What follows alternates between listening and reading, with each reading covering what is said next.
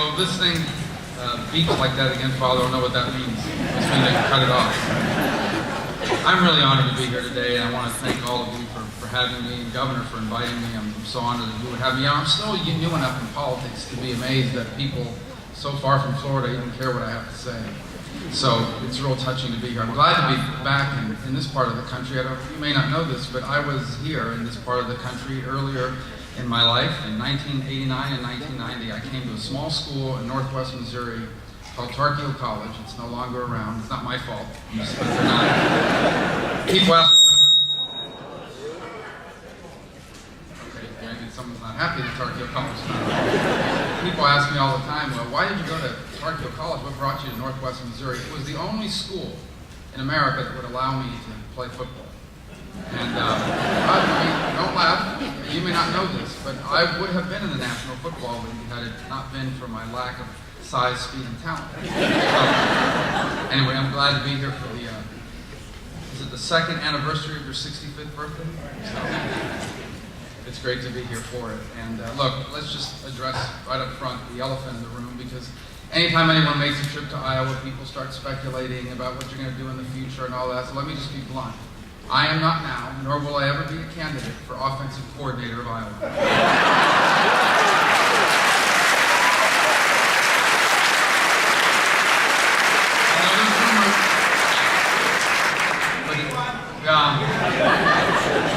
I know there's rumors, but so what I thought I'd do in the few minutes I have with you is kind of share my impressions in the aftermath of this election.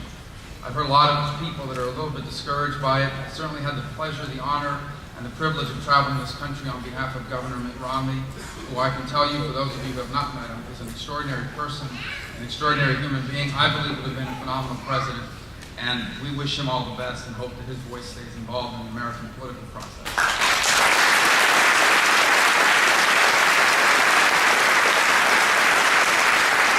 But we're having this conversation now, for those of us who believe in limited government conservatism, which my guess is a lot of you, about what it's all about, what the future's about for us and where we stand. So let me begin by saying this is not about the Republican Party, for those of us who are Republicans.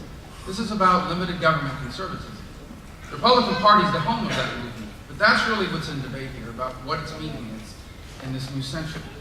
And let's be clear that limited government conservatism has never been decided by presidential elections.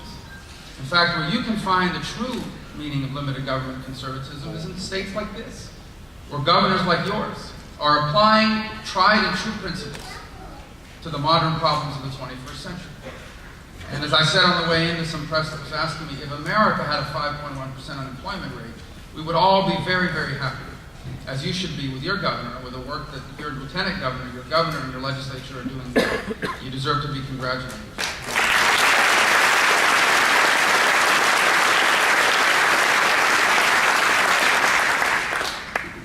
Now, for those of us in federal office, the question is, well, how do you apply the principles of limited government and free enterprise to the problems of the 21st century? That is the fundamental question that we face.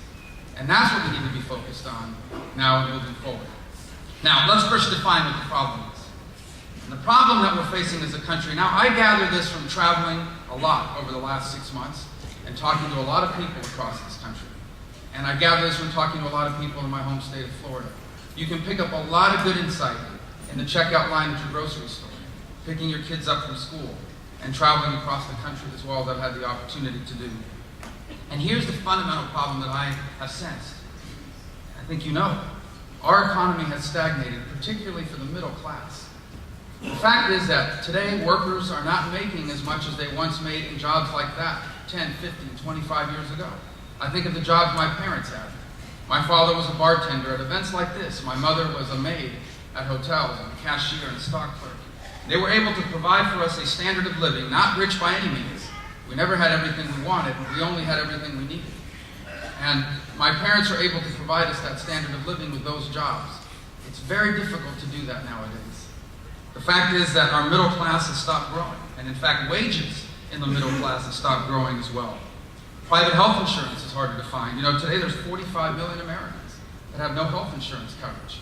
And healthcare costs are taking a bigger bite out of their monthly paycheck. So, by the way, this issue of our middle class being under assault and feeling threatened, this is not just an economic problem. This is a problem that goes to the core of what America is. And here's what I mean by that. Every country in the world has rich people. And unfortunately, every country in the world has poor people. But one of the things that made America exceptional is a vibrant middle class that anyone could aspire to be a part of, no matter where you started out in life, no matter where you came from, no matter what the circumstances of your birth. The great promise of America is that everyone would have the opportunity, if they worked hard, played by the rules, to go as far as their talent and their work ethic would take them. And so this goes to the core of who we are as a people and as a nation. It's one of the few things that sets us apart from the rest of the world. And when we talk about the middle class in America, we are talking about the essence of who we are as a nation and as a people. Now, before you can solve any problem, you have to know what the causes of it are. And there are two main causes of what's happening today in middle class Americans. The first is that our economy isn't growing fast enough. It's not creating middle class jobs. It's not creating the jobs that pay people enough money so they can have the kind of life and give their kids the kind of opportunities that my parents gave me and your parents gave you. The second problem, unfortunately, is that too many of our people don't have the skills to take advantage of the jobs that are being created. I haven't had a chance to talk to the governor about this, but I know, but I've heard from others in the state that this is a state with low unemployment and jobs are being created, and they struggle sometimes to fill some positions because people don't have the skills to do the jobs that are being created that do pay the middle class type wages. The economy isn't growing for a number of reasons. Globalization is real. It has changed the way the economy functions. It has moved jobs overseas that were once here. But the other reality is automation is real. My wife, when we were still dating and about to get married, and even in the first year of our marriage, she was a bank teller. There aren't that many bank tellers anymore. You can deposit your check by taking a picture on your phone. Is that a bad thing or a good thing? It is what it is. And we're dealing with that as well. But there's another cause why our economy isn't growing. And that is that at the federal level, we do not have what you have here at the state level. And that is stable political leadership. A political leadership that understands that your governments that spend more money than they take in run into trouble really fast. That understand you have to generate revenue for government through taxes, but if the tax rates are too high, it discourages people from investing. And if the tax rates are unpredictable, it scares them completely away. A leadership that understands, of course we have regulations. You want your water to be drinkable, your air to be breathable. You want rules that people have to follow. But if your rules are not a part of a cost-benefit analysis, in essence, if you're not weighing the cost of the regulation with the impact, positive or negative, that it's going to have, you're going to have some pretty bad regulations. We don't have any of that.